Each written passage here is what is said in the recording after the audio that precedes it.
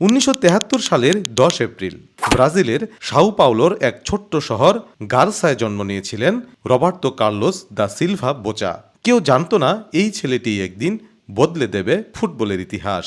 Roberto Carlos বেড়ে ওঠেন সাধারণ পরিবেশে।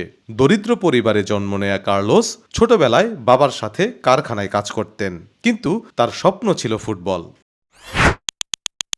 1991 সালে মাত্র 18 বছর বয়সে ইউনিয়াও সাও জাও ক্লাবের হয়ে শুরু হয় তার পেশাদার যাত্রা। ছোটবেলা থেকেই তার শক্তি ছিল দুই জায়গায়, অসাধারণ গতি আর বাঁ পায়ের মারাত্মক শট। দ্রুতই তিনি নজরে পড়েন ব্রাজিলের ক্লাব ফুটবলে এবং এর পরের গন্তব্য হয়ে ওঠে ইউরোপ।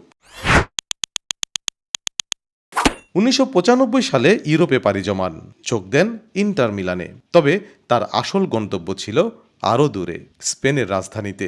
ইউরোপে সংক্ষিপ্ত সময়ের পর তার কেরিয়ারের সত্যিকারের অধ্যায় শুরু হয় রিয়াল মাদ্রিদে।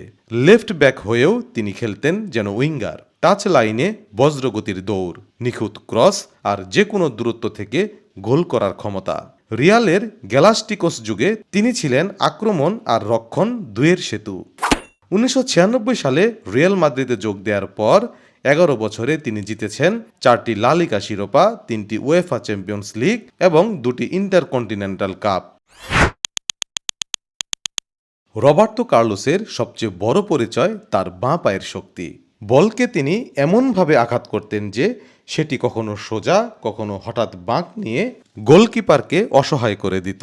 তার দৌড় ছিল বিস্ফোরক, স্টেমিনা ছিল অমানবিক, আর লেফট ব্যাক পজিশনকে তিনি বানিয়েছিলেন এক ধরনের আক্রমণাত্মক শিল্প। 1997 সাল ফ্রান্সের বিপক্ষে সেই ফ্রি কিক, দূরত্ব বিশাল, অ্যাঙ্গেল কঠিন, কিন্তু রবার্তো কার্লোস শট নিলেন। বল প্রথমে বাইরে যাচ্ছে মনে হলো, তারপর হঠাৎ দিক বদলে জালে। এটিকে অনেকে বলেন অসম্ভব ফ্রি কিক, ফুটবল ইতিহাসের সবচেয়ে আলোচিত শটগুলোর একটি, এবং রবার্তো কার্লোসের চিরস্থায়ী স্বাক্ষর।